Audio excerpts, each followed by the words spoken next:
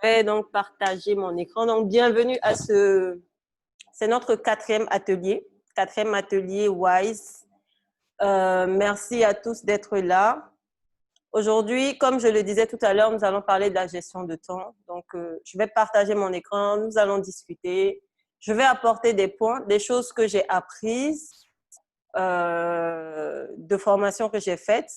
Parce que oui, j'ai fait une formation sur la gestion du temps parce qu'à un moment, j'ai senti qu'il y avait besoin d'aller un peu plus loin que ce qu'on nous a appris. Et donc, c'est de ça dont nous allons discuter aujourd'hui. Alors, c'est bon, partager l'écran.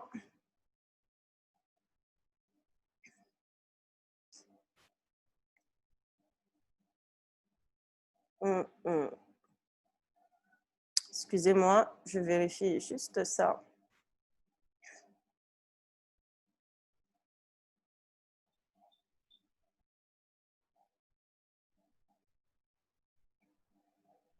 Voilà.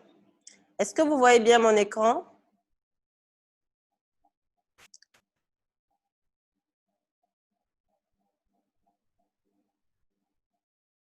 Si c'est OK pour vous, on va y aller. Si vous voyez bien mon écran, si également vous m'entendez bien. OK, donc voilà. Aujourd'hui, comme je le disais, bien gérer son temps en tant qu'entrepreneur et nous allons prendre un cas pratique. Donc, cas pratique, ça sera juste sur un projet que j'ai et nous allons essayer de décomposer cela selon la méthode en fait que j'aurais partagée avec vous aujourd'hui. Parfait, merci Yvette. Et pour vous toutes, je pense, en tout cas qui êtes sur Zoom, c'est pas la première fois. Pour celles qui sont sur Facebook, je me présente à nouveau. Donc, je m'appelle Sonia. Je suis médecin. Je suis blogueuse plus ou moins. J'aime écrire. J'aime vraiment écrire. Je pense que l'écriture est vraiment un moyen d'exprimer beaucoup de choses. Et je suis passionnée d'entrepreneuriat parce que, comme je le dis souvent, il y a deux manières d'entreprendre. On peut entreprendre en général. L'entrepreneuriat, de toute façon, répond toujours à un besoin. Donc, c'est créer une solution, la mettre en place pour répondre à un besoin. On peut répondre à un besoin parce que nous avons remarqué qu'il y en a. Donc, je donne souvent l'exemple assez classique de quelqu'un qui est dans un quartier, il n'y a pas de pressing, il crée un pressing parce qu'il n'y a pas de pressing et parce qu'il y a un besoin. C'est pas parce qu'il aime ou qu'il est passionné des habits, par exemple. Et vous pouvez aussi également entreprendre parce que vous êtes passionné de quelque chose, parce que vous avez certaines compétences, parce que vous aimez quelque chose. Ça peut être le cas de la créatrice, celle qui crée des bijoux, celle qui crée sa marque cosmétique, celle qui crée quelque chose parce que elle est passionnée de ça. Et ça, c'est vraiment l'objectif de Why, justement, parce que l'entrepreneuriat ne se résume pas juste à être passionné.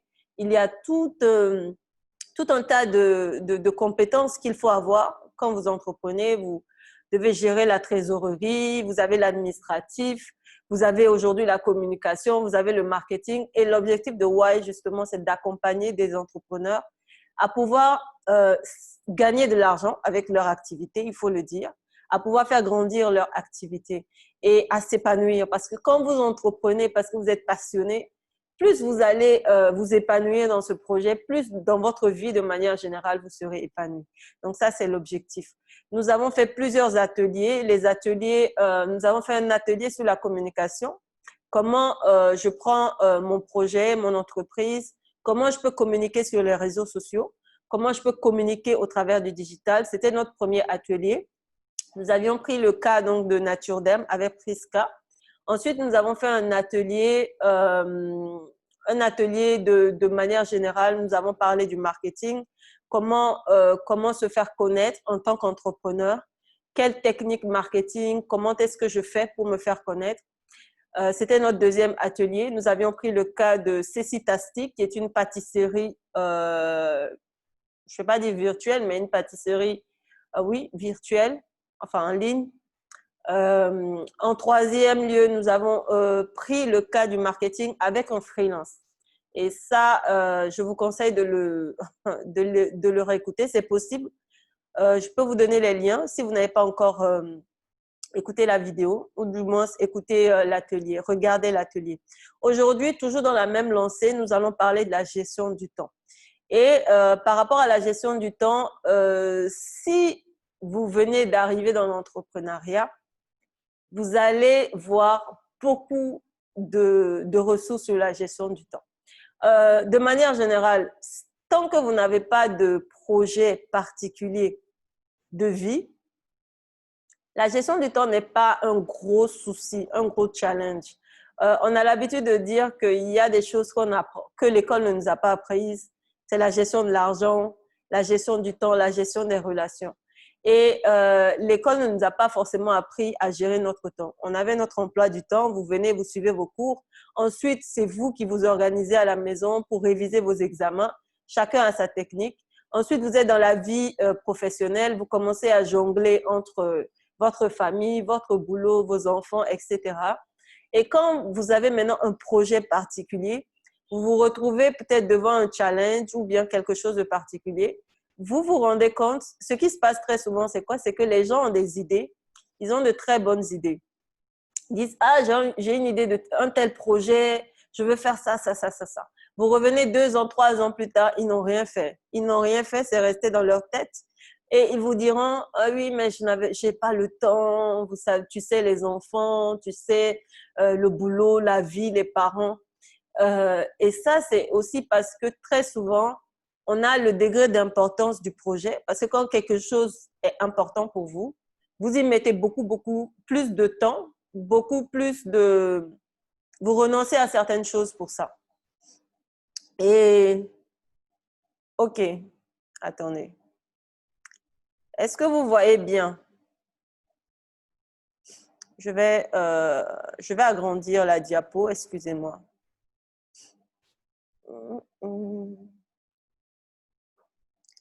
Alors, ouais.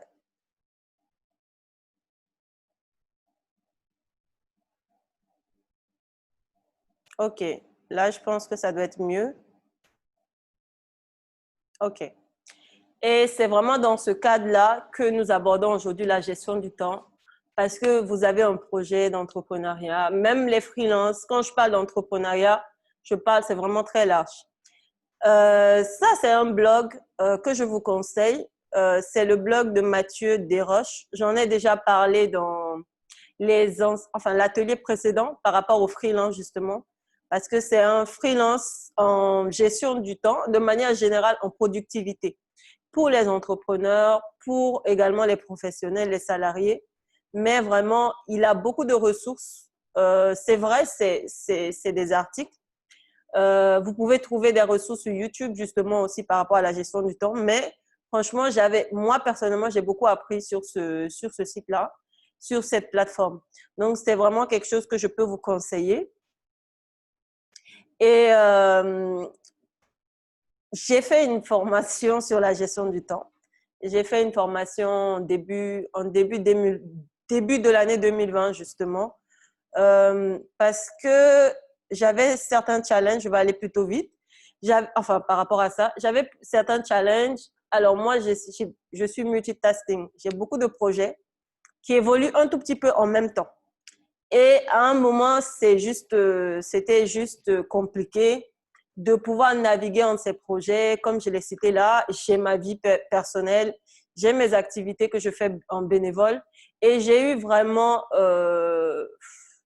j'ai ressenti le besoin de comprendre un tout petit peu plus comment se gère le temps. Et il y a certaines erreurs que les personnes font, c'est qu'il y a ce qu'on appelle une mauvaise définition des priorités. Aujourd'hui, je vais parler d'un certain volet, mais de manière générale, il faut comprendre que si vous avez, je prends le cas de Priska et de son projet, par exemple Naturdem, c'est une question de priorité. Si vous arrivez à définir que le projet sur lequel vous travaillez est important, vous devrez définir en fait son degré de priorité par rapport à votre vie. Parce que quand quelque chose est important, si vous avez un enfant ou des enfants, vos enfants sont importants pour vous. Donc, vous investissez du temps par rapport aux enfants, parce qu'ils sont importants pour vous. C'est pareil. Vous devez pouvoir définir votre degré de priorité. Nous allons voir les principes qui permettent de gérer, de mieux gérer votre temps, parce que la gestion du temps, ce n'est pas une science. Donc, c'est pour ça que je vous ai dit que c'était interactif. Vous pouvez écrire, vous pouvez parler, vous pouvez, si vous êtes sur Zoom, vous pouvez demander la parole, vous pouvez lever la main, vous pouvez mettre votre micro. Ce n'est pas une science exacte, c'est pas les mathématiques. Donc, ce sont des propositions. Il y a la gestion des priorités, il y a la gestion des outils. Donc, ce qu'on appelle l'agenda et la to-do list. Et nous allons le voir au fur et à mesure. Ah, ça va plus vite.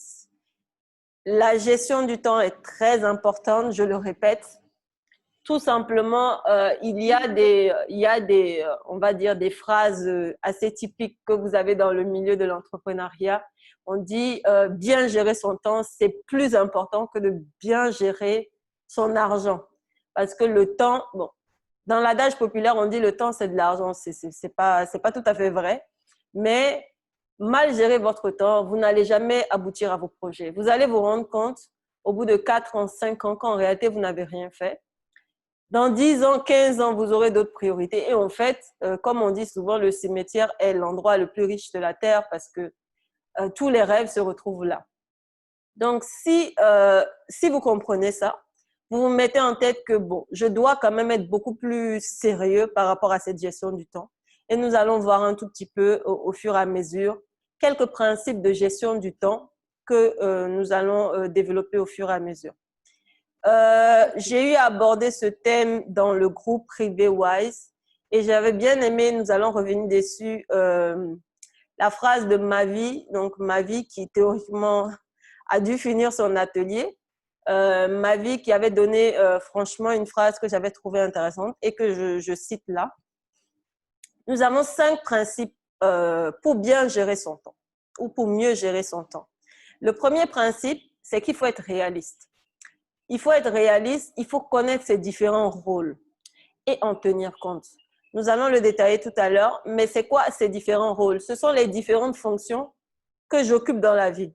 Parce que très souvent, si vous faites un emploi du temps, ou bien si vous faites, vous voulez ouvrir une boutique, c'est un projet que vous avez et que vous ne définissez pas ça dans l'ensemble de votre vie, vous allez avoir des problèmes.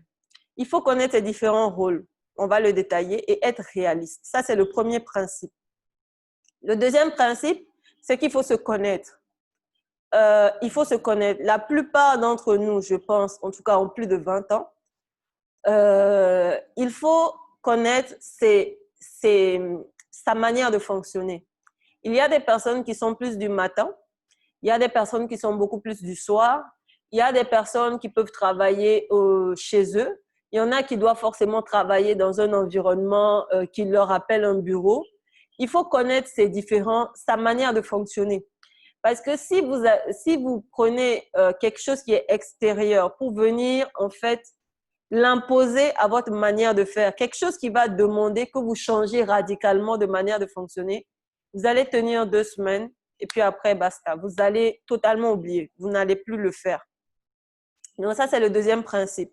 Le troisième principe sur lequel on va passer du temps, c'est de ne pas réinventer la roue. Il faut connaître le bon fonctionnement du cerveau. Avant nous, il y a des personnes qui ont étudié la manière de fonctionner du cerveau. Il y a des personnes qui ont écrit des livres sur la gestion du temps, sur la productivité. Il y a toutes sortes de ressources et il y a des choses qui ont déjà été faites. Donc, ce n'est pas le moment de réinventer les choses. Il y a des principes qui existent, la loi de Pareto, on va les détailler. Et donc, c'est le troisième principe, ne pas réinventer la roue. Le quatrième principe, c'est se faire aider. C'est-à-dire qu'il y a des ressources. Dans la gestion du temps, il y a ce qu'on appelle les b.a.-ba. Vous ne pouvez pas gérer votre temps si vous n'avez pas d'agenda. En fait, c'est utopique. Si vous n'avez pas d'agenda, si vous démarrez votre journée sans savoir ce que vous devez faire de la journée, en fait, vous n'allez rien faire. Vous allez rester là, vous allez tourner, vous allez un peu procrastiner, vous allez vous connecter un tout petit peu et hop. Et si vous continuez à répéter ça, au bout d'un moment, bon, ce qui va se passer, c'est que vous allez être débordé en fait. Moi, je me dis, ma journée m'appartient, c'est moi qui dois dire à la journée ce qu'elle doit faire. Je ne dois pas être surpris par la journée. Bien sûr, il y a des imprévus, il y a des choses, il y a des sollicitations, c'est normal. Mais je ne peux pas démarrer toute une semaine, en fait, et puis je ne sais pas, en fait, ce que je fais mardi, ce que j'ai prévu au moins de faire. Après, c'est un autre challenge de respecter ce que j'ai fait, mais c'est important d'utiliser des outils. On va le voir, la liste de tâches et l'agenda. Et bien sûr, il faut faire du suivi, être flexible. Si je mets en place un agenda, au bout d'un mois, je me rends compte en fait que je n'ai respecté aucun jour ou que j'ai respecté juste 2 jours, je dois pouvoir m'arrêter et me dire, bon, qu'est-ce qui se passe? Est-ce que c'était trop ambitieux? Quel a été le problème? Et en fonction de ce problème, je peux alléger mon agenda ou si au contraire, j'ai fait beaucoup plus, je peux me dire, ah, je peux remodifier. Mais on ne fait pas un agenda pour toute une vie. Il faut réévaluer au fur et à mesure. Donc, nous allons voir au fur et à mesure ces différents principes. N'hésitez pas à m'écrire, hein. N'hésitez pas à signaler si vous avez juste des questions ou si vous avez des idées différentes. Ça peut être intéressant de pouvoir discuter de ça justement. Voilà. Le premier principe, c'était de la gestion, la connaissance de ses rôles. J'ai mis entrepreneur en premier parce que nous parlons de l'entrepreneur. Donc, c'est pas du tout par ordre d'importance. Mes rôles, c'est quoi? C'est de me dire, en réalité, dans ma vie quotidienne, quels sont bon, on va le dire, les différents rôles que je fais au quotidien. Si je suis entrepreneur ou freelance, j'ai un projet, que je sois à la phase de lancement ou à la phase où j'ai déjà lancé le projet et qui me nécessite une certaine routine, ça c'est un rôle. C'est-à-dire j'ai un rôle en tant qu'entrepreneur. Si je suis mariée et que voilà, j'ai mon conjoint, c'est un rôle, parce que c'est important. Il y a du temps à consacrer à votre conjoint. Ça, c'est un rôle. Si je suis parent, pareil, c'est un rôle parce que j'ai un temps pour les enfants. Il y a un temps, il y a des sorties peut-être familiales, il y a le temps que vous mettez par rapport aux devoirs. Et c'est aussi important, par exemple, si vous êtes parent et que enfin surtout maman, et que vous venez d'avoir un enfant en bas âge, c'est peut-être pas le moment d'aller faire des plannings particuliers d'entrepreneur parce que vous n'allez pas pouvoir en fait. Donc, il y a ce rôle-là. Il y a votre métier. Si vous n'êtes pas à temps plein dans l'entrepreneuriat et que, en fait, vous travaillez comme beaucoup d'entre nous, vous avez le temps déjà où vous êtes au boulot. Vous avez le temps, peut-être les tâches qu'on vous donne au travail.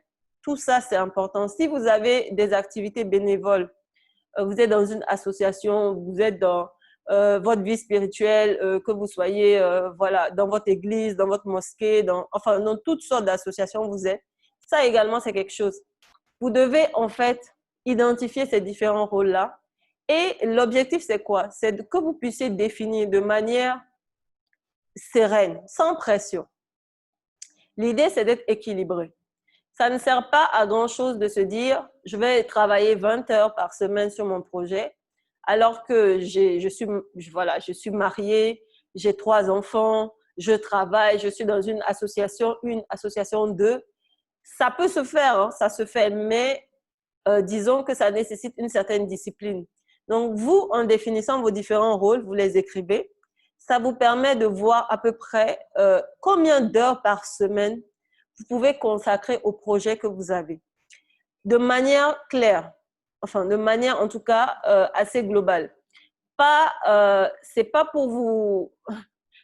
Justement, l'idée, c'est de ne pas avoir de ne pas se mettre une certaine pression. C'est de se dire, moi, dans la semaine, je considère que je suis une mère, j'ai 2 enfants, je travaille, voilà, le samedi, je vais voir la famille, je sors avec ma famille, etc. Et donc, moi, je constate que par semaine, je peux y consacrer 5 heures de temps. Je ne peux pas dépasser 5 heures de temps, je ne peux pas dépasser 3 heures de temps, parce que ça, c'est vraiment mon maximum. Parce que les autres jours, voilà, je les consacre à ça. Telle heure à telle heure, je suis au boulot, je ne peux pas faire grand-chose. Quand je rentre, j'ai sommeil, je dors. Donc, si je sais que je dors quand je reviens, je sais que chaque soir, je reviens à 19-20 heures, je m'endors, ça ne sert à rien de mettre un programme le lundi soir à 22 heures parce que vous n'allez pas le tenir.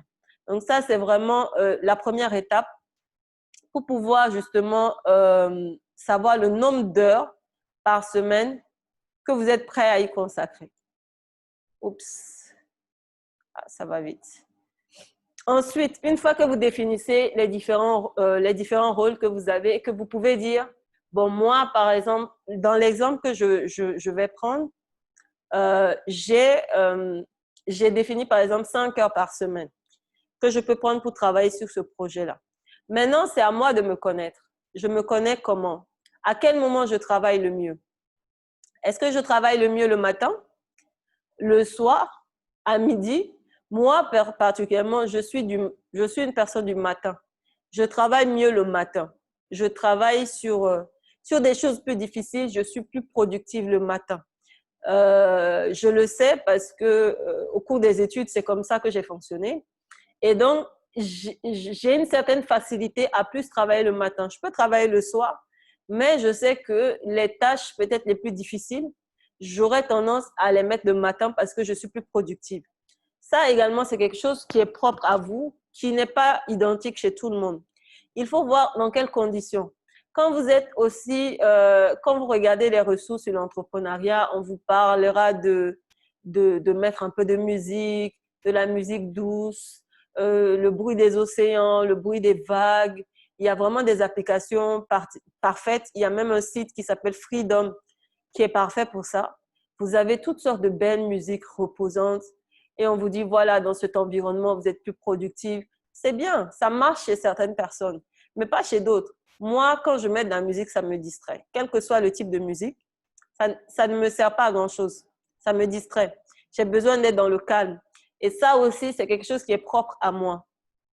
Pareil, est-ce que vous travaillez? Dans quelles conditions vous travaillez? Si par exemple, il est plus facile pour vous de travailler dans un bureau, ou bien voilà, dans un bureau fermé, peut-être il faut se dire, est-ce que à mon travail, je ne vais pas choisir un jour où je rentre beaucoup plus tard?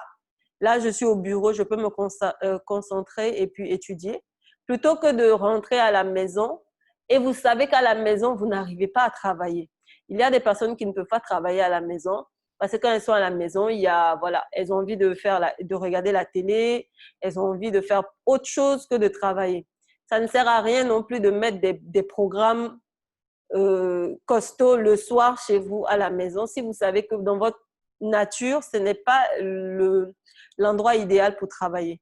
Donc, l'idée, c'est de ne pas s'imposer un rythme très différent de notre fonctionnement. Si vous avez un fonctionnement que vous avez certainement vu depuis des mois ou des années, vous n'allez pas venir prendre un emploi du temps calqué, vous forcer à changer radicalement de manière de fonctionner parce que l'être humain n'aime pas changer. Donc, c'est vrai, il y a des choses à améliorer, mais c'est vraiment ce qu'on appelle les fondements. Il faut se connaître. Et ça, c'est quelque chose que vous pouvez discuter. Si vous ne savez pas, vous pouvez essayer de vous rappeler la manière dont vous fonctionnez. Moi, je sais par exemple qu'à la fac, j'ai étudié sur mon lit.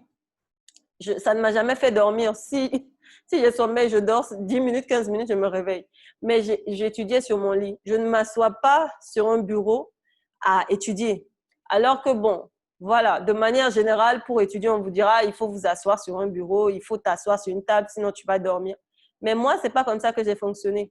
Donc aujourd'hui, je préfère être dans mon canapé ou dans mon lit avec mon ordinateur. Je travaille mieux que de m'asseoir forcément sur une table. C'est une bonne chose de s'asseoir sur une table pour pouvoir travailler. Et tout ça, ça vous permet de vous mettre dans des bonnes conditions. Peut-être que si vous avez l'habitude de travailler vraiment en mode bureau, c'est bien d'investir dans une bonne table, de faire un bon coin, joliment décoré, si vous êtes surtout les femmes. Vraiment, quelque chose qui vous donne envie de travailler. Tout ça, ça rentre vraiment dans les fondements de la gestion du temps. Ensuite, là où nous allons peut-être plus insister, c'est ne pas réinventer la roue. Comme j'ai dit, il y a des études scientifiques, vous avez des livres, vous avez des ressources, vous avez des personnes qui, avant nous, ont travaillé sur la productivité, qui ont fait des travaux. Il y en a qui ont fait 10, 15 ans de travail sur la productivité et la gestion du temps. Ça ne sert pas à grand-chose de réinventer la roue. J'ai envie de dire si vous aimez lire, mais il faut lire en fait. Il faut lire.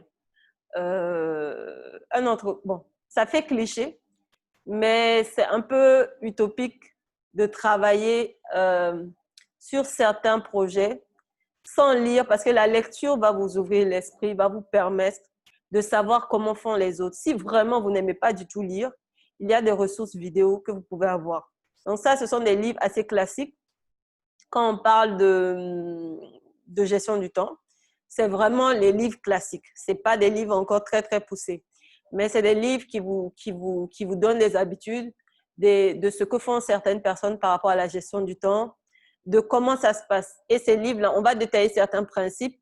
Ça, ce sont des ressources en livres. J'ai parlé de certains blogs tout à l'heure, le blog de Mathieu Desroches.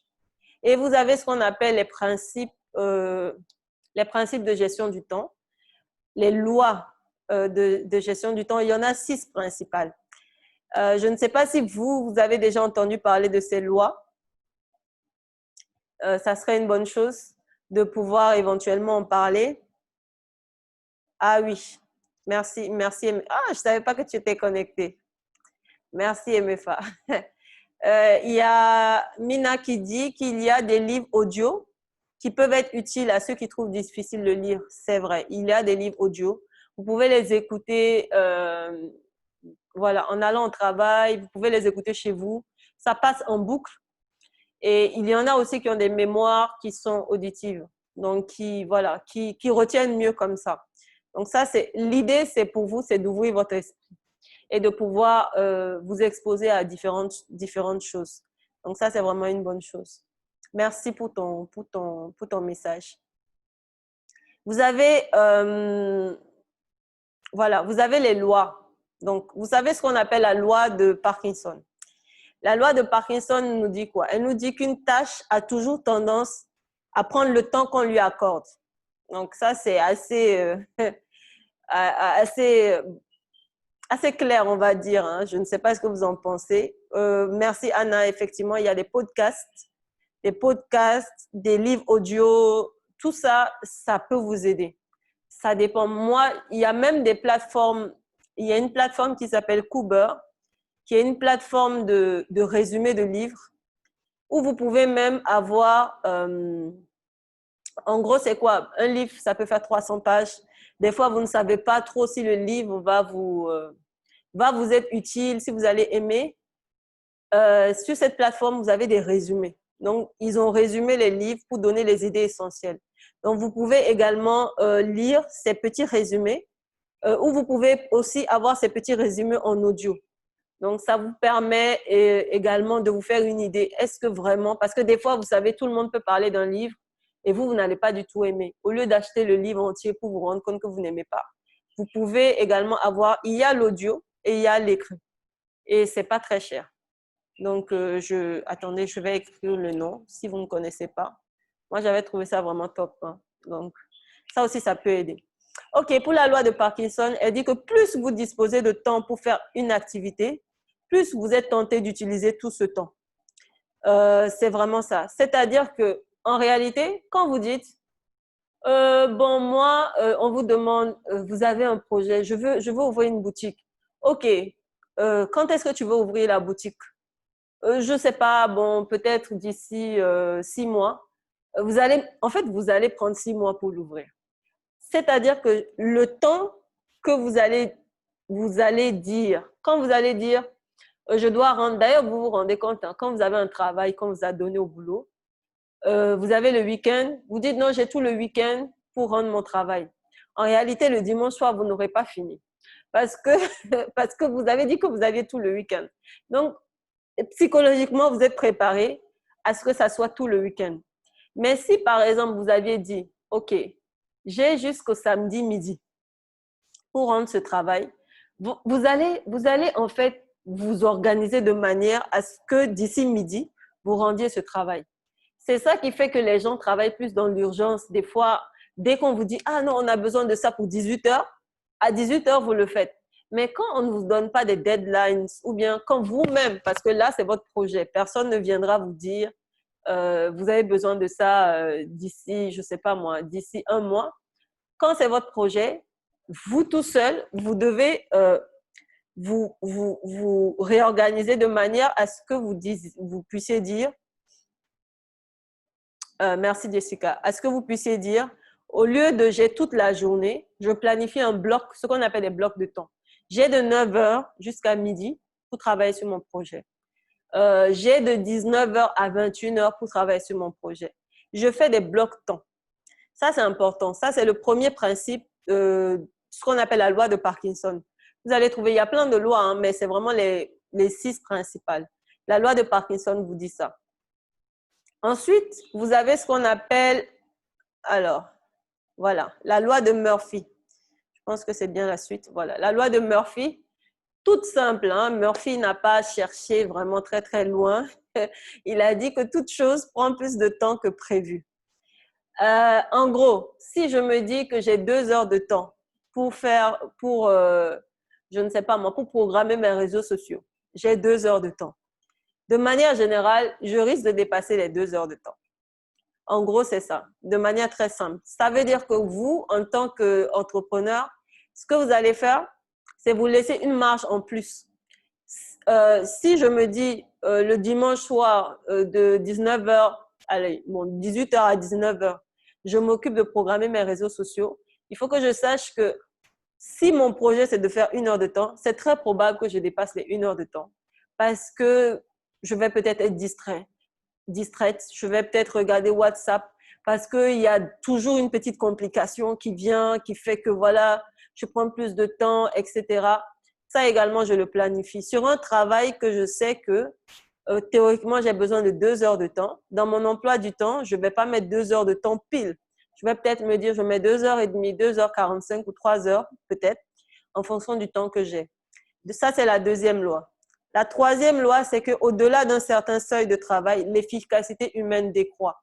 Ça, c'est quelque chose qu'on connaît tous, hein. On n'a pas besoin de mettre un nom sur une loi.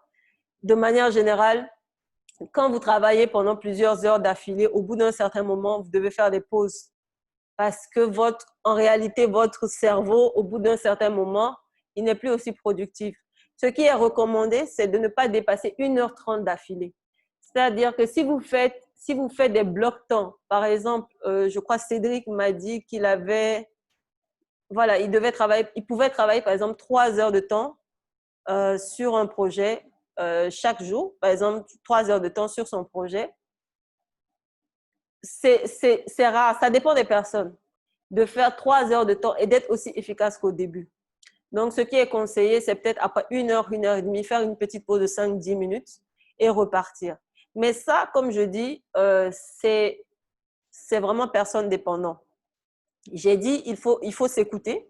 Moi, je peux travailler 3 heures de temps d'affilée. Moi, je ne pense pas que je sois moins productive. Bon, bien sûr, c'est mon avis. Après, quelqu'un d'autre pourra dire le contraire en me voyant travailler. Mais je peux travailler 3-4 heures de temps d'affilée.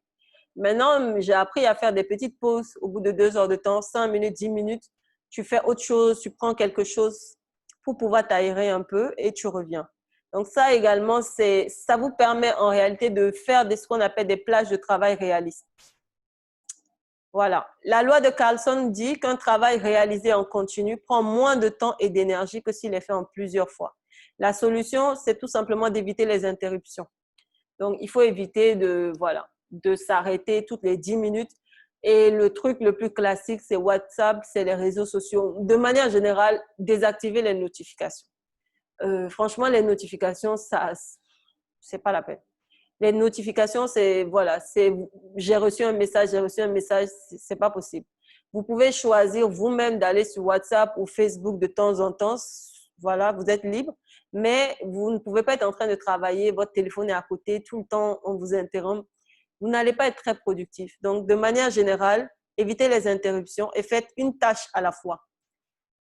Si vous devez travailler sur votre business model, faites que le business model. Ensuite, passez aux réseaux sociaux, ensuite passez à ci, passez à ça. Ne faites pas business model, je fais une partie, ensuite je fais là, ensuite je reviens là.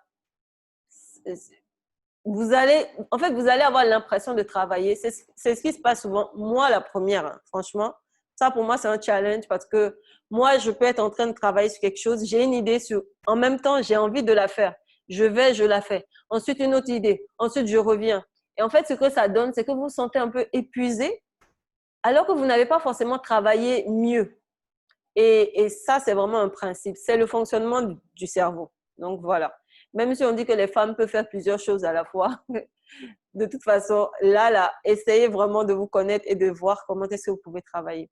La loi de Laborit dit qu'en premier, nous avons tendance à faire ce qui nous plaît le plus. Ça, c'est l'être humain. Si vous avez le choix entre aller discuter avec votre ami et travailler, vous allez choisir la discussion avec votre ami.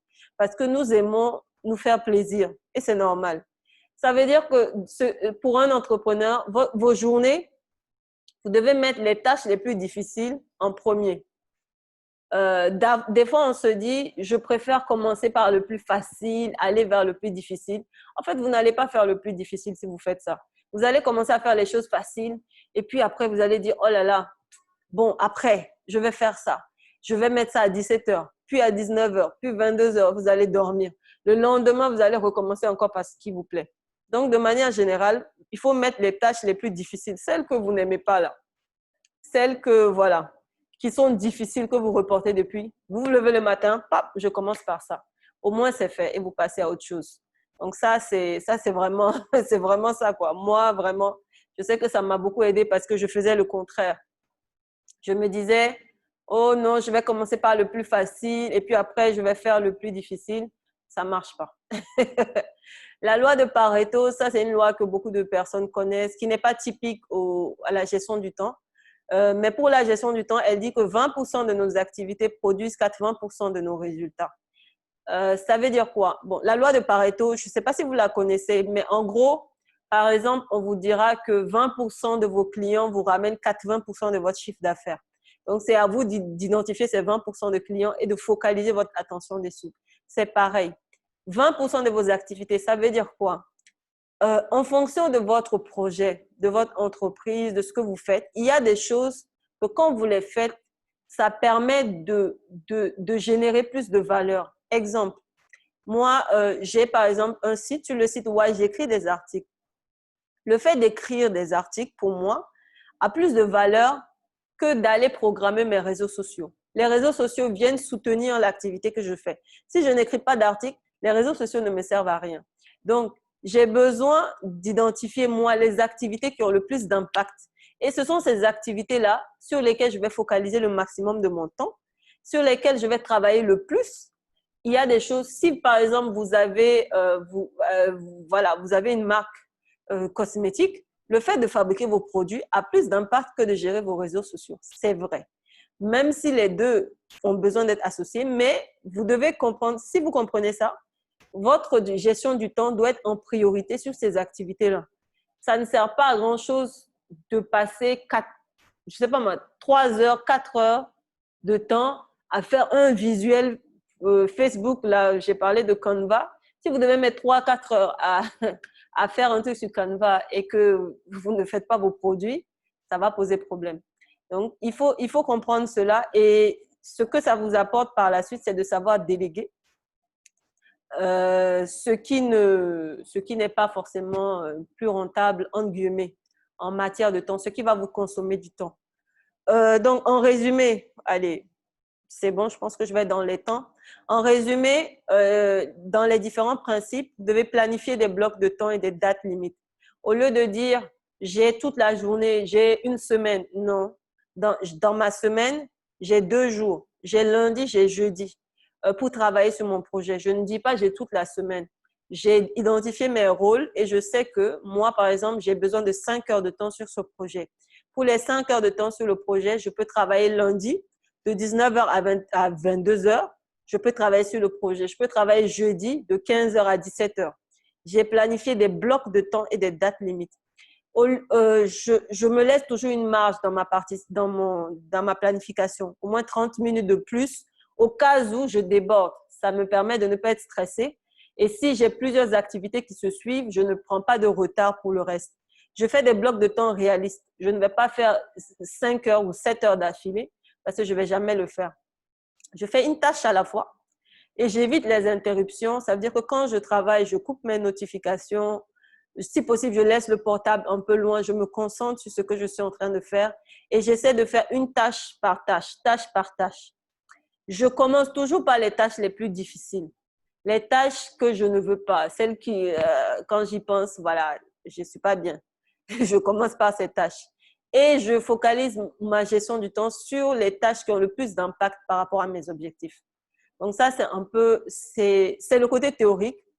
On va, de toute façon, je vais prendre un exemple assez clair, assez simple, et puis on va essayer d'échanger dessus. Après les différents principes et tout, vous avez besoin aussi d'avoir des outils. Donc, dans les outils, vous avez besoin de 2 outils principaux. Vous avez besoin de votre agenda et de ce qu'on appelle, excusez-moi, de ce qu'on appelle la liste de tâches. Votre agenda, il vous faut un bon agenda. Donc, vous avez les agendas papier, les agendas électroniques. Moi, je ne suis pas très agenda papier, ça dépend des personnes.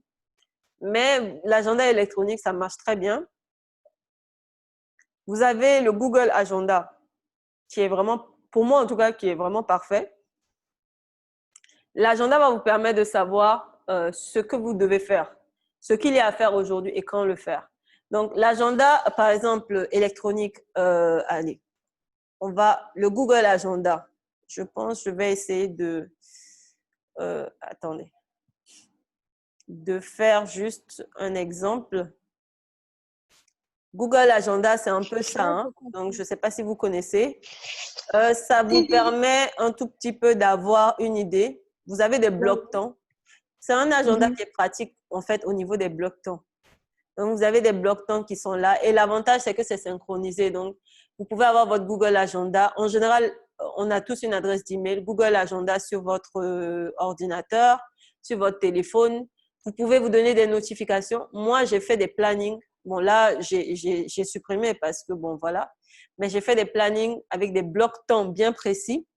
Et si je mets, par exemple, de 15h à 17h, je travaille sur le projet Wise, j'ai ma notification 30 minutes avant qui me dit, écoute, à partir de 15h, tu travailles sur Wise. Donc, je ne peux pas oublier. Après, bien sûr, il y a une organisation. Vous avez besoin d'un agenda. L'agenda, par exemple, supposons que je veux travailler là à 17h. Voilà, je peux tranquillement mettre projet, allez, Nature Derm, par exemple. Là, je précise mon projet, je peux préciser, je travaille de 19h à 22h. Le lundi, je peux dire toutes les semaines, le lundi, je travaille là. Je peux mettre une notification 30 minutes avant. Je peux mettre des codes couleurs. Aujourd'hui, bon, je ne détaille pas trop ça parce que l'objectif, c'est pas ça. Je peux mettre des codes couleurs et je sais, par exemple, que de 19h à 22h, je travaille sur Nature Derm. Et donc, quand je vais me lever le matin, je vais regarder un peu mon planning de la journée. Je sais qu'à partir de 19h jusqu'à 22h, je suis déçue. Et ça, c'est important. Au début, c'est peut-être un peu bizarre si vous n'avez pas l'habitude. Mais franchement, moi, j'ai commencé à l'appliquer. Après, c'est devenu un réflexe. C'est vraiment devenu un réflexe. C'est pas très compliqué. Vous avez ça. Je vais aller un peu plus vite. Vous avez aussi ce qu'on appelle la liste des tâches. La liste des tâches, vous avez des applications qui peuvent vous le faire. La liste des tâches, c'est ce que vous aviez... C'est ce que des personnes font un peu sur les blocs-notes, là, les petits blocs-notes, des post-it, voilà. Des post-it, c'est le bon terme. Des post-it où les personnes mettent, voilà, dès que je pense à quelque chose, je mets ce que je dois faire. C'est un peu à ça que va servir votre liste de tâches.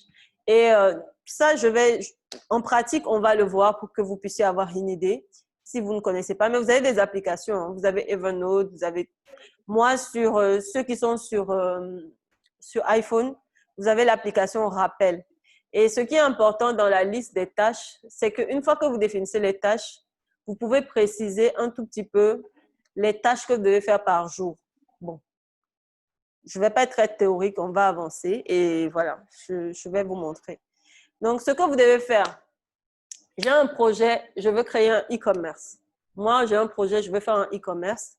J'ai suivi mes différents principes. Je me suis dit, voilà, j'ai six mois pour avoir mes premiers clients sur mon site e-commerce. J'ai une liste de tâches à faire. Quand j'ai mon projet, je dois découper mon projet en liste de tâches. C'est très facile de dire, je veux une plateforme e-commerce. Mais de quoi ça consiste en quoi, en fait, de créer une plateforme e-commerce? Quelles sont les différentes activités que je dois mettre en place pour avoir mon site e-commerce, pour avoir ma plateforme e-commerce? Je ne me lève pas comme ça chaque matin. Ce que j'ai envie de faire, je le fais. Je ne vais pas le faire. Voilà. La vie va m'occuper. Donc, la première chose à faire, pardon, c'est de faire une liste des tâches. Quand vous faites la liste des tâches, vous faites deux groupes, les activités d'impact et les activités de soutien. Ce qu'on appelle une activité d'impact, comme je l'ai dit, c'est une activité à forte valeur ajoutée. C'est une activité, en fait, que, en guillemets, si vous ne le faites pas, le projet ne marche pas. Exemple, bon, on va le voir, c'est plus simple. Vous avez les activités d'impact et les activités de soutien. Une fois que vous distinguez vos activités, vous pouvez les dispatcher en qu'est-ce que je dois faire ce mois d'août, cette semaine, et qu'est-ce que je dois faire aujourd'hui. En fonction des différents jours que vous aviez choisis au départ et des différents créneaux horaires, vous allez ensuite les dispatcher. Ça se rapproche un peu de ce que les gens appellent la méthode du rétro-planning, mais en manière beaucoup plus soft. C'est un tout petit peu ça. Et le suivi, donc j'en ai parlé, c'est d'être flexible. Si je n'arrive pas à appliquer le planning, ça ne sert à rien de me forcer à le faire en me disant non, voilà, non. Il faut essayer de voir pourquoi vous n'arrivez pas à l'appliquer et revoir un tout petit peu, parfois être un peu moins ambitieux. Peut-être que vous aviez mis 5 heures de temps, mais peut-être qu'en fait, vous n'avez que 2 heures de temps. Il n'y a pas de problème. Si vous n'avez que 2 heures de temps à consacrer chaque semaine, si vous êtes régulier dans ces 2 heures de temps, 2 heures de temps fois 20, ça vous fait 40 heures de travail. Donc, si vous êtes régulier, vous allez forcément arriver à quelque chose. Donc, c'est vraiment l'idée. Donc là, j'ai pris l'exemple d'une plateforme e-commerce. J'ai 5 heures par semaine à y consacrer. Moi, j'ai choisi des blocs de temps en fonction de mes différents rôles. Et j'ai défini que le lundi, de 21 h à minuit, je peux travailler 3 heures de temps. Le jeudi, de 21 h à 23 h, je peux travailler 2 heures de temps sur les projets. Bien sûr, j'ai anticipé.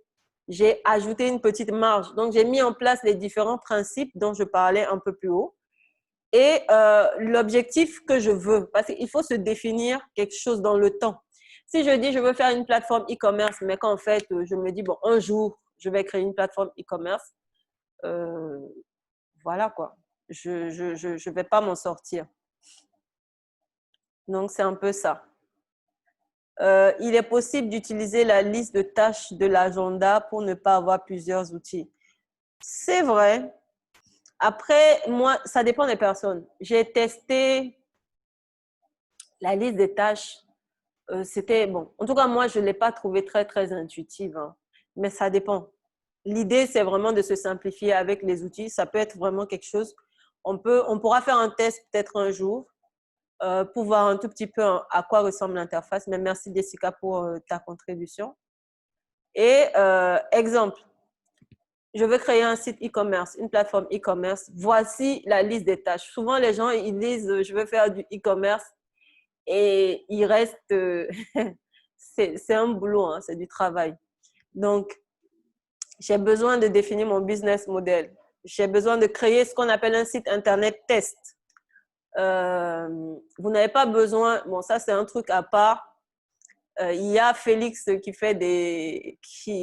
qui accompagne sur les e-commerce. Félix, la plateforme, le clavier du digital.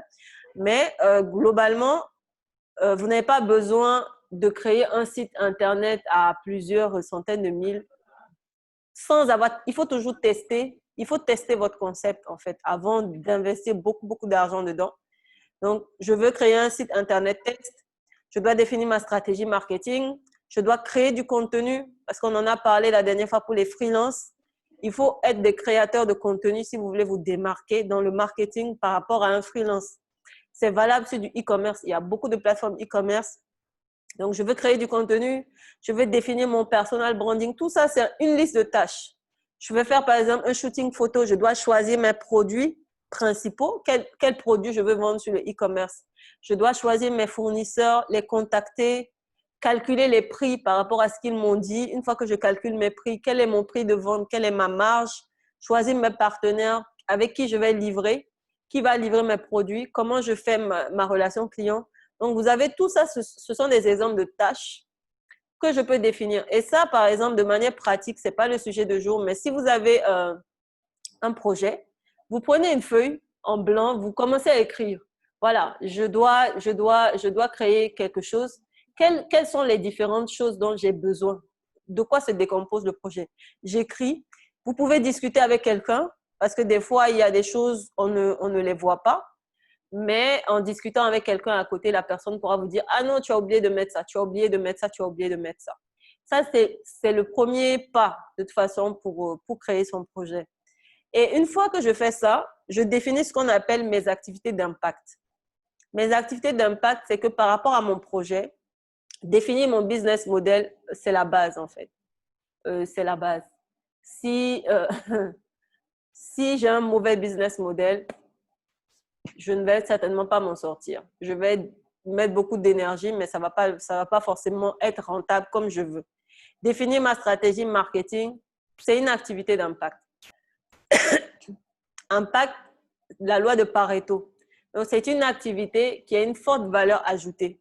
Le fait de bien travailler mon business model est plus important pour moi que de gérer mes réseaux sociaux. Donc, je ne vais pas mettre une semaine à travailler sur mes réseaux sociaux sans avoir mis autant de temps, sinon plus, à travailler sur mon business model, entre guillemets. Ça dépend des personnes.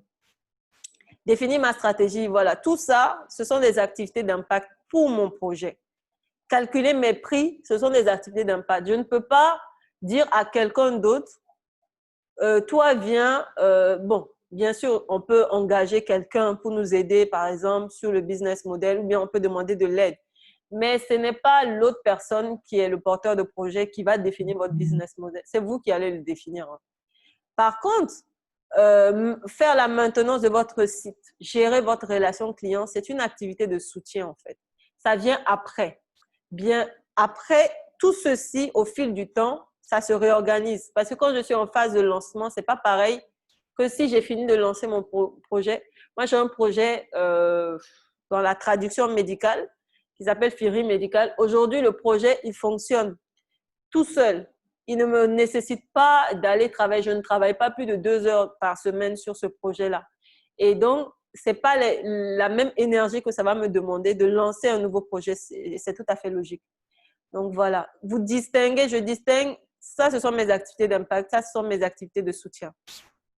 Ensuite, j'ai fait une liste de tâches.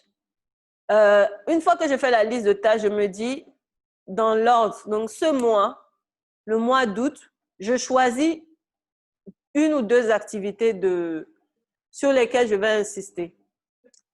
Je me dis, OK, au mois d'août, je voudrais définir mon business model et ma stratégie marketing. C'est important de mettre la stratégie marketing. Hein. Si vous pouvez avoir le plus excellent des projets. Si vous ne savez pas comment le faire connaître, ça va vous rester entre les mains. La dernière fois, j'ai écouté une vidéo où l'invité disait qu'il y avait un livre sur les plus grandes, les plus magnifiques inventions qui n'ont jamais été réalisées. Donc, des personnes qui avaient vraiment des idées extraordinaires de produits qui auraient pu solutionner plein de problèmes, mais ça n'a jamais marché. Voilà, ce n'est pas qu'ils n'ont jamais été réalisés, qu'ils ont échoué. Ça n'a jamais marché parce qu'en général, ils n'avaient pas le bon marketing, entre guillemets. Donc, en août, je choisis de définir mon business model et ma stratégie marketing. En septembre, je crée mon site Internet Test. J'ai mis des temps. J'ai défini des temps pour cela. D'abord, j'ai dit que j'avais 5 heures. Dans les 5 heures, je les ai dispatchées en lundi et jeudi. Ça me fait 5 heures de travail par semaine. J'ai mis des blocs temps pour dire, voilà, de 21h à minuit et de 21h à 23h. OK. Maintenant, j'ai défini quelles sont les tâches principales sur lesquelles je vais travailler. Dans ces tâches, j'ai choisi qu'à partir du mois d'août, je vais, par exemple, me consacrer sur mon business model et ma stratégie marketing. C'est ce que je vais faire en août. Et une fois que j'ai défini ça, je vais essayer maintenant de dispatcher au fur et à mesure. Et là, j'ai précisé qu'il faudrait mettre au moins 1 heure de temps chaque semaine pour faire le planning de votre semaine. Parce que là, j'ai juste dit que je définis mon business model et ma stratégie marketing. Ça, c'est surtout le mois d'août. Qu'est-ce que je fais le lundi 5 août, voilà, le jeudi 10 août? Je ne sais pas. C'est chaque semaine, par exemple, le dimanche soir, souvent, où je peux prendre 1h30 pour regarder un peu mon planning de la semaine et puis dire, bon, voilà, ça, je vais faire ça lundi, ça, je vais faire ça. Je ne sais pas si vous me suivez, si vous me suivez ou si c'est assez clair. Donc, durant le mois d'août, j'ai dit définir mon business model et ma stratégie marketing. La première semaine, voilà, je travaille. OK, merci. Je travaille sur… Vous savez, des fois, on a quelque chose en tête et au moment de le transmettre, en fait, des fois, je me demande, est-ce que c'est clair? Est-ce qu'ils me comprennent? Merci. Donc, au moment de le transmettre, voilà, voilà. Bref, le lundi, par exemple, je précise, pour le business model, je sais pas, je pense que j'avais promis, j'avais dit qu'on allait faire un truc sur le business model depuis, et je viens de m'en rappeler, on n'en a jamais fait. Donc, le lundi, par exemple, business model, je choisis de travailler. Il y a 9 items dans le business model. Donc, vous avez la proposition de valeur, les relations clients, etc. Donc, je choisis, par exemple, que le lundi, je travaille sur les items 1 et 2. C'est ce que j'ai mis N1, N2. Donc, c'est rien que ça. Le lundi de la première semaine, je choisis de travailler ma proposition de valeur. Donc, quand j'arrive le lundi de 21h à minuit, je m'assois, je me couche, je ne sais pas, quelle que soit la technique, je ne travaille que sur le business model, sur ma proposition de valeur. Quand on travaille ma proposition de valeur, ça veut dire que les recherches que je vais faire, les ressources que je vais lire, la manière dont tout ce que je vais faire va se consacrer sur la proposition de valeur. Objectif, en sortant du lundi après-midi là, ou bien dans la soirée, j'ai une proposition de valeur. Elle n'est pas la parfaite, mais je travaille sur ça. Si je travaille avec des personnes, notre objectif, c'est ça, la proposition de valeur. Le numéro 2, peut-être ça sera ma relation client. Je travaille sur ma relation client. Comment je contacte les personnes, etc. Le jeudi, je vais travailler sur un autre aspect du business model. Donc, moi, au départ, je suis partie sur une liste des tâches générales. Ensuite, dans la liste des tâches de manière générale, je viens et je décide que, bon, dans cette liste de tâches de manière générale là, dans ce mois, je me consacre sur cette tâche ou ces 2 ou ces 3 tâches. Et pour chaque semaine, donc le dimanche soir, je dis, OK, le mois d'août, je dois travailler dessus. Cette semaine, donc, je décide de travailler sur tel item, je décide de travailler sur tel item. Et je peux faire comme ça. Au bout de 2 semaines, j'ai fini mon business model. La semaine 3, je décide, bon, OK, là, je m'attaque à la stratégie marketing.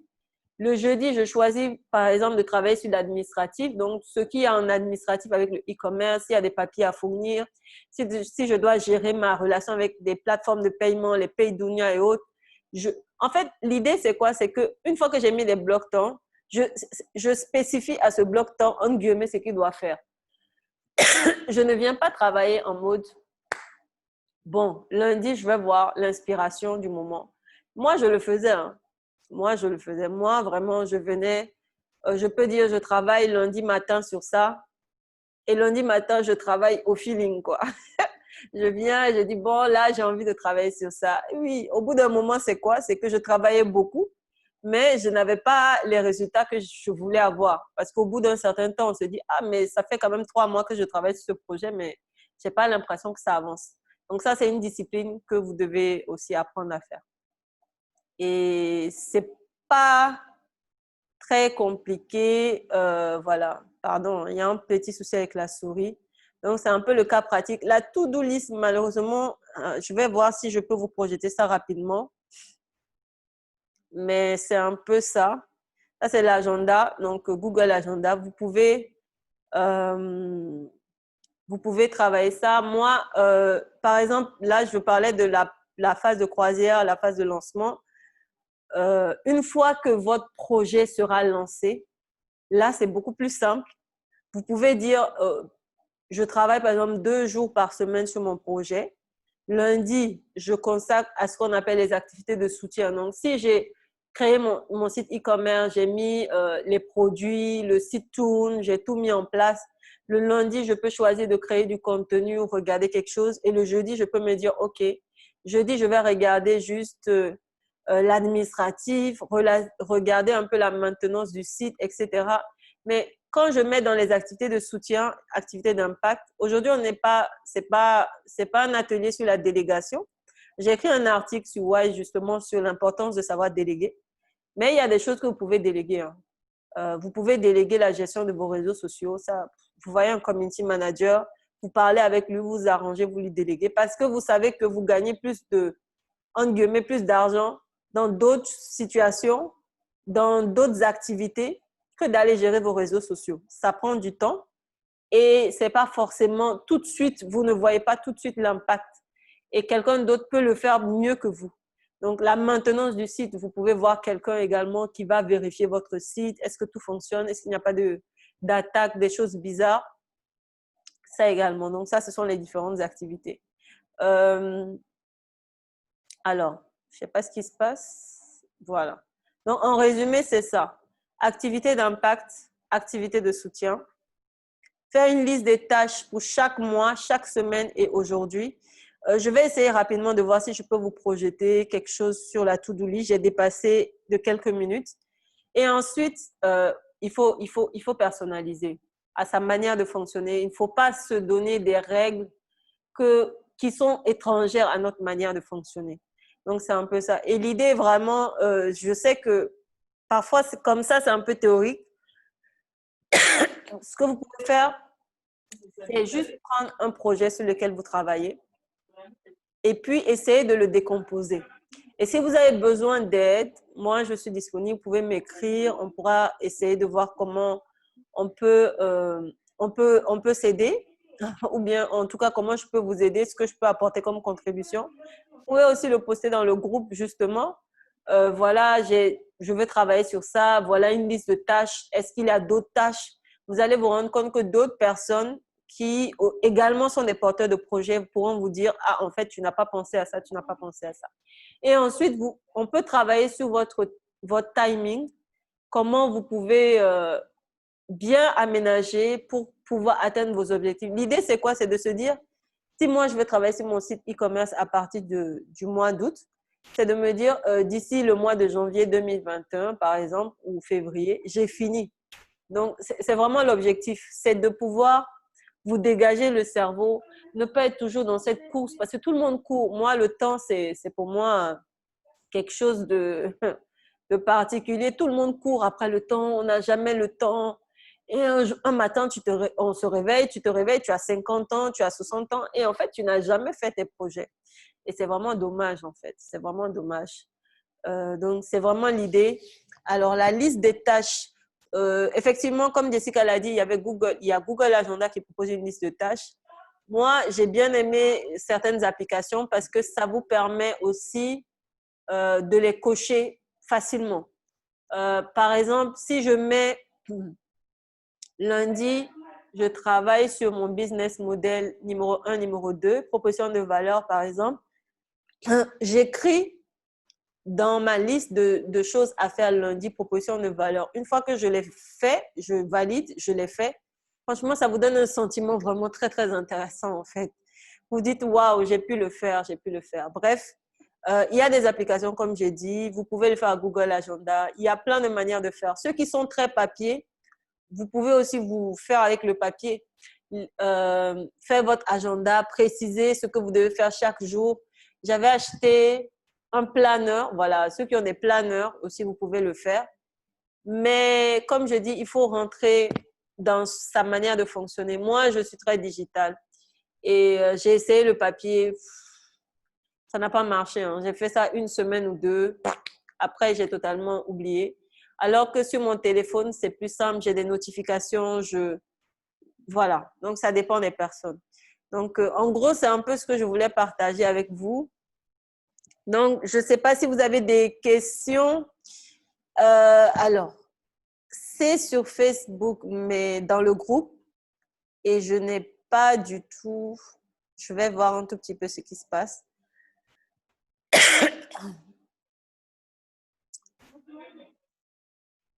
Voilà. Ah, ma vie, il faudra que tu me donnes le lien de ton atelier par la suite. Je crois que j'ai raté beaucoup de choses. Donc, si tu as la possibilité, en tout cas, ça me fait plaisir que tu aies pu te connecter. Si tu as la possibilité de nous envoyer après le lien, tu peux le poster dans le groupe. Aussi, ça nous permettra de regarder ton atelier parce que franchement, moi, je veux y assister d'ailleurs. Je voulais y assister du moins, mais j'ai pas pu finalement. Donc, c'est un peu ça. Est-ce que vous avez des questions? Est-ce que vous avez des choses qui semblent un peu confuses? Est-ce que vous avez une manière de faire qui est différente? J'ai pas fait le cadran classique parce qu'en général, quand on parle de gestion de temps, on a le cadran, le fameux cadran là avec les tâches Eisenhower, je sais plus, où vous avez urgent, important, urgent, non important, important, non urgent. Vous avez le cadran. J'ai suivi des cours dessus. C'est très bien.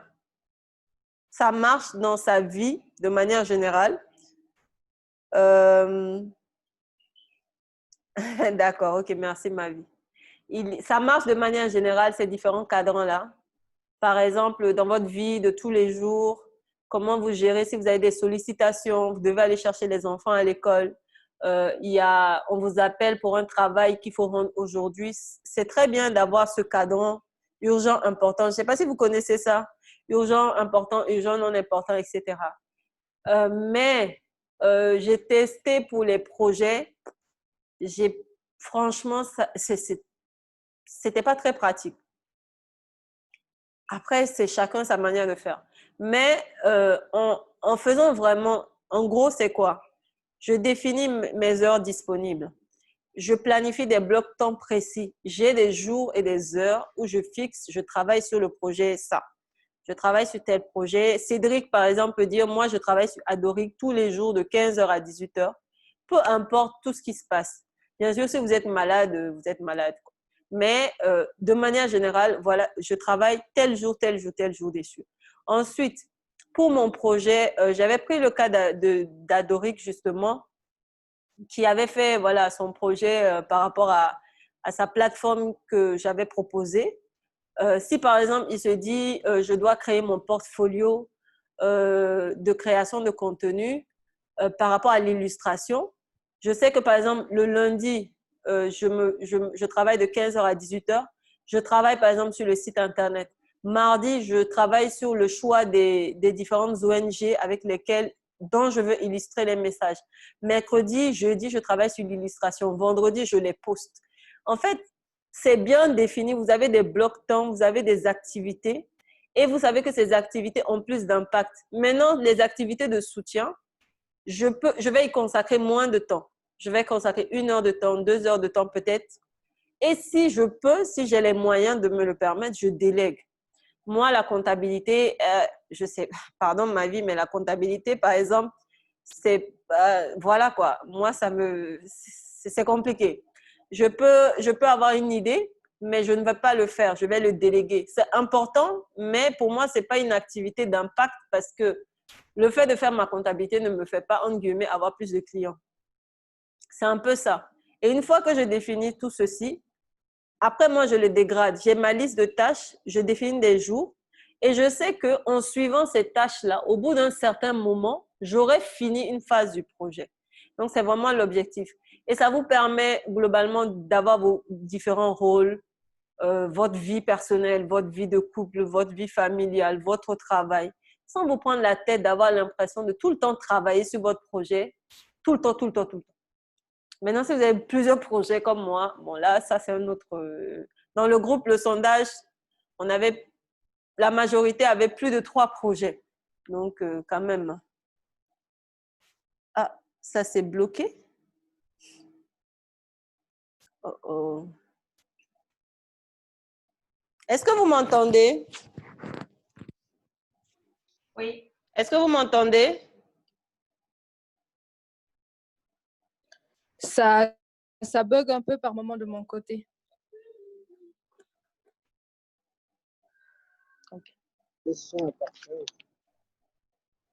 Ok, c'est bon, ça s'était coupé chez moi.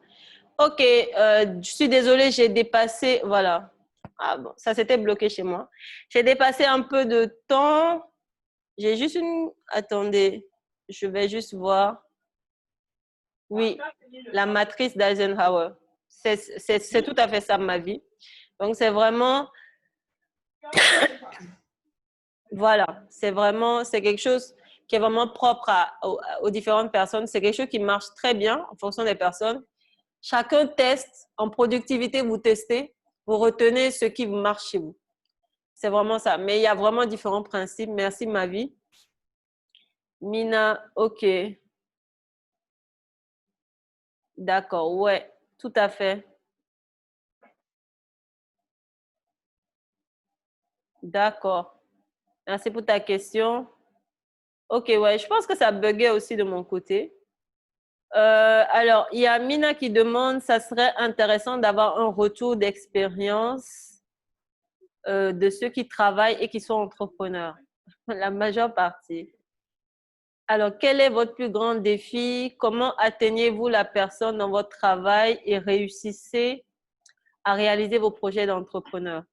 Est-ce que, voilà, c'est parfait. Merci Mina de le reposter. Est-ce qu'il y a quelqu'un qui veut répondre à cette question? Les entrepreneurs qui travaillent là.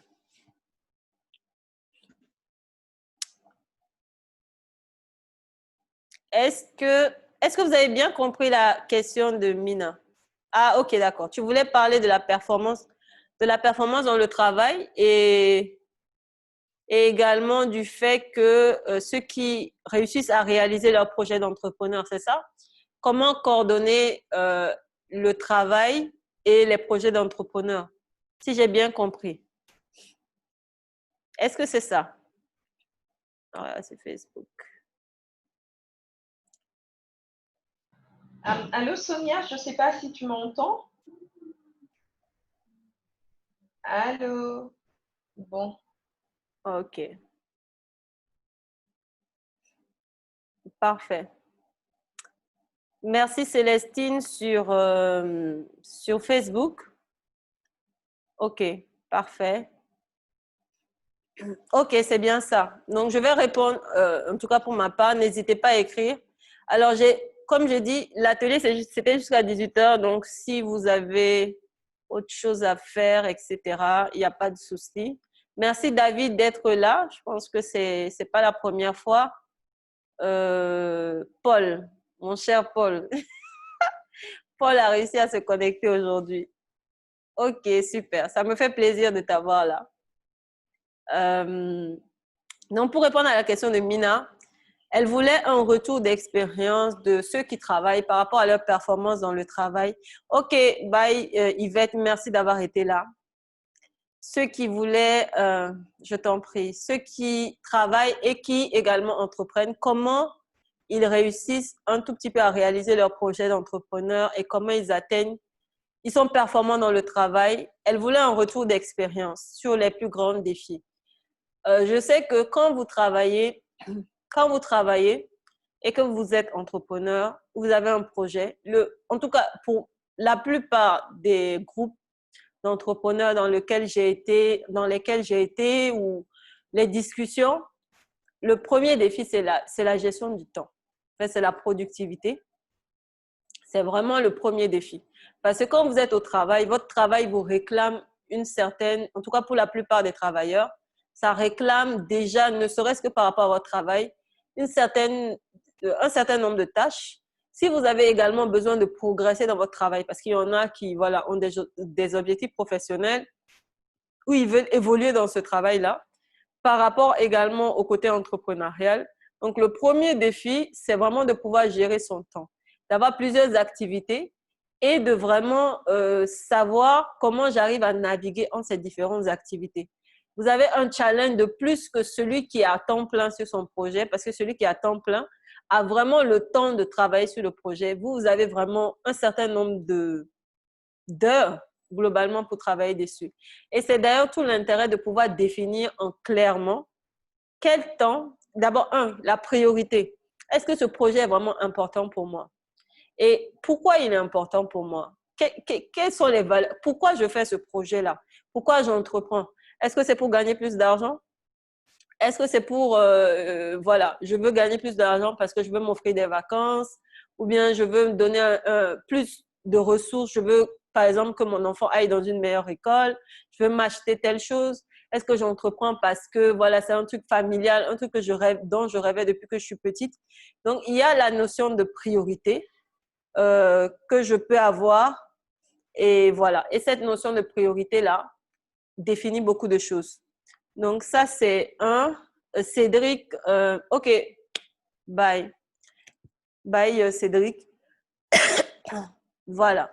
Donc, il y a ces différences. C'est ce premier challenge-là, qui est d'ailleurs le principal challenge contre ce qu'on appelle des side projects. Donc, je travaille et j'ai des projets à côté. Et comme Mavi le dit, je ne sais pas si Mavi, si tu veux, tu peux prendre la parole. Tu peux activer, si tu veux, hein, tu me fais signe. Je peux te laisser la parole. On va essayer. On peut aller jusqu'à 30, je pense. Et pour répondre à ça, effectivement, il y a des personnes qui, à un moment, en fonction du projet, si vraiment c'est un projet qui est vraiment important, sur lequel on croit, il y a des personnes qui arrêtent de travailler pour se consacrer dessus. Ceux qui ne vont pas ou ne peuvent pas arrêter de travailler tout simplement, c'est là, il faut pouvoir gérer son temps dans la durée. Et se mettre une certaine pression, une certaine discipline. Moi, je sais qu'il y a des moments, des choses où je pouvais rentrer à 19h, 20h, mais j'étais focalisée. Je sais que voilà, je rentre, je fais une pause, je mange et je commence à travailler. Il y a des week-ends où je ne fais que travailler. Je sacrifie mes week-ends. Donc, il y a aussi la priorité. Et la priorité se définit par rapport à ma vision, en fait. Pourquoi je le fais? Donc, je pense que ça, c'est vraiment le premier défi. Après, la performance dans le travail, c'est assez… je me dis que c'est quand même assez vaste. Ça dépend. Pendant que je suis au travail, je suis au travail. Pendant que je peux bosser sur mon projet, je rentre, je bosse sur mon projet. Donc, c'est vraiment cette distinction-là. Et oui. Attends, Mavi, j'active ton micro. Je pense théoriquement, ouais. Normalement, tu as la possibilité d'activer ton micro. Allô? Ok, tu peux y aller. Allô? Par rapport à ma vision, en fait. Pourquoi je le fais? Donc, je pense que ça, c'est vraiment le premier défi. Après, la performance dans le travail, c'est assez… C'est bon, Mavi, tu peux y aller. Ok, d'accord. Bonsoir à tout le monde. C'est juste par rapport à la question de Mina. Fait juste un retour sur expérience.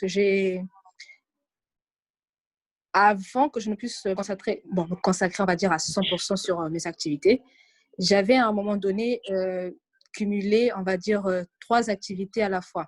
Donc, j'avais 2 travails et en même temps mes activités actuelles. C'est vrai, au début, concrètement, c'était un peu, on va dire, le calvaire. Calvaire, pourquoi? Parce que tu te retrouves le matin jusqu'au soir, tu as ton travail à plein temps. Le week-end, tu as ton deuxième travail et en fait, le travail sur tes activités, il fallait que tu le fasses vraiment à tes heures libres. Au final, j'ai dû faire un choix, mais pendant la durée, ça a duré pratiquement 1 an, je vais dire. Ça a duré 1 an. Et durant ces 1 an-là, il fallait que je m'oblige à pouvoir m'appliquer pour éviter que soit mon travail n'en pâtisse, soit mes activités n'en pâtissent. Donc, concrètement, ce que je faisais, c'était que au travail, Dieu merci, le travail que je faisais, c'était pratiquement la même chose. J'étais toujours dans la comptabilité, responsable comptabilité dans 2 structures, une à plein temps, une, on va dire, à temps partiel. Et comptable freelance. Donc, heureusement, pour moi, c'était pratiquement la même chose que je continue à faire. Il fallait juste que je trouve le bon timing pour pouvoir caler mon travail, caler mes activités de freelance. Donc, ce que je faisais, c'est que durant mes heures de service, si j'ai, pendant ma pause, j'essayais d'avancer sur mes suivis. Allô? Oui, vas-y, on t'entend. Donc, je disais, durant mes heures de livre au travail, au service, j'essayais d'avancer le maximum sur mes activités de freelance. Donc, sur les suivis comptables que je faisais pour mon client à cette époque-là, parce que je n'avais qu'un seul et Dieu merci. Donc, du coup, les week-ends, c'était vraiment les week-ends où le samedi, c'était totalement pour la deuxième entreprise où je travaillais. Et le dimanche aussi, il arrivait que je travaille. Donc, du coup, c'était devenu un peu un cercle vicieux et à un moment donné, il faut faire un choix. Parce qu'on ne peut pas forcément suivre deux choses à la fois. Ça peut être contre-productif, surtout lorsqu'on fait des activités qui ne sont pas forcément les mêmes. On va se retrouver super fatigué lorsqu'on va rentrer à la maison. On sera fatigué. Et travailler en étant fatigué, ce n'est pas ça qui nous fait avancer en fait. Le fait de travailler en full-time d'un côté et d'avoir ces activités, ça, honnêtement, ça ne nous fait pas avancer. Ça ne nous fait pas avancer. Au contraire, ça te ralentit. Parce que si tu prends une personne qui est dans la même activité, dans le même secteur que toi, qui lui est sur son travail, sur son activité en temps plein, il aura plus de facilité pour avancer, pour atteindre une autre étape plutôt que toi. Alors, le conseil que je donnerais, ce serait peut-être de déléguer au maximum des tâches qui nous prennent énormément de temps, comme Sonia l'a dit. Si, par exemple, le côté administratif, si vous êtes formel dans ce côté-là, le côté administratif, si vous pouvez déléguer certaines choses, déléguez-les. Si vous voulez être présent sur les réseaux sociaux, comme Sonia l'a dit, il y a des community managers qui peuvent venir vous faciliter ce travail-là. Ce qui fera que vous, les seules fois où vous aurez à travailler sur votre activité, ça sera en même temps. Excusez-moi. Coupe. Allô? Allô? Excusez-moi. OK.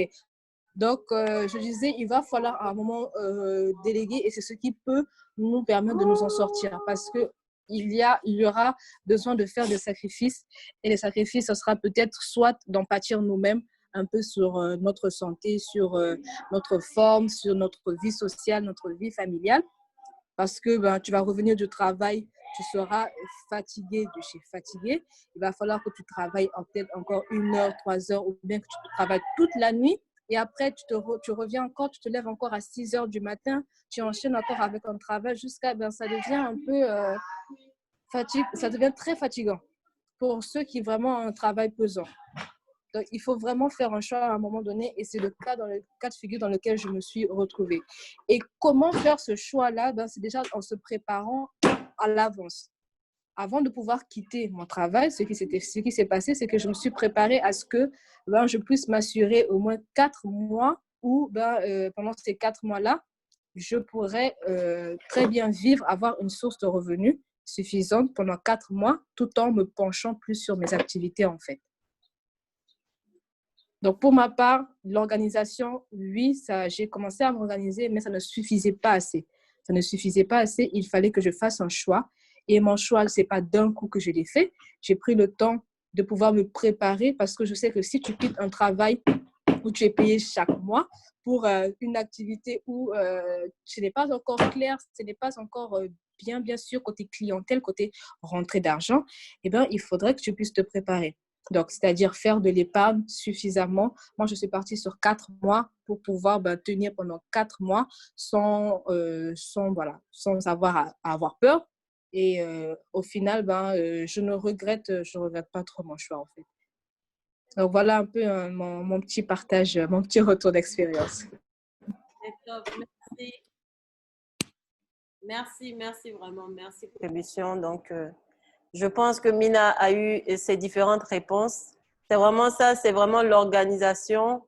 Et comme tu dis, dans ton cas, tu avais une activité, tu avais plusieurs, en guillemets, plusieurs rôles, mais c'était un peu la même fonction parce que c'était ta fonction de comptable qui était déclinée. Si quelqu'un fait des choses totalement différentes, le challenge est plus là. Moi, ça n'a rien à voir. Je suis médecin. Donc, ce que je fais comme projet n'a rien à voir pour beaucoup avec la médecine. Donc, après, c'est vraiment de pouvoir jongler. Il y a l'organisation. Il faut comprendre qu'au début, ça va nécessiter beaucoup plus de temps. Mais une fois que les projets sont lancés, c'est plus la même charge. Donc, il y a toujours la phase qui prend plus de temps. Et ensuite, une fois que voilà, le projet est là, ça prend moins de temps. Et quand vous commencez à gagner de l'argent, vous déléguez, vous déléguez. Il y a certaines choses que vous pouvez déléguer. Et c'est gérable. Et tout le monde ne va pas quitter son travail. Vous pouvez avoir votre activité comme beaucoup de gens. Et puis, bon, tu peux avoir une activité à côté qui te ramène 200 000, 300 000 par mois, voire plus. Voilà. Donc, c'est un peu ça. Donc, merci à tous d'être restés. Dossi, franchement, on va s'écrire. Mea culpa. Voilà. Merci Anna. Merci David. Merci Mina. Ça m'a fait hyper plaisir de ce que tu sois connectée. Je pense que c'est la première fois. Même si aujourd'hui, on a brossé plus la gestion du temps. Et comme l'a dit Mavi, c'est vraiment personne dépendant. Donc, il y a des personnes qui seront plus à l'aise avec la matrice d'Eisenhower. Il y a des personnes qui sont, voilà. L'idée, c'est d'arriver à l'objectif. Mais il y a des principes de base, comme j'ai cité les différentes lois de gestion de temps. Ça, vous les trouvez partout. Après, la discussion activité, voilà, d'impact et de soutien. Voilà. Bref, j'espère que ça a été contributif. Il y aura un replay donc, pour ceux qui veulent l'écouter. Et Mavi, franchement, envoie-moi le lien de ton atelier. Je vais le suivre là tout à l'heure parce que j'avais vraiment besoin de ça. Merci à mon très cher Paul qui est là. Et je vous souhaite un bon week-end. Merci d'avoir été là. Et au prochain atelier dans 2 semaines. Et voilà. Bye. Bonne soirée. Ciao.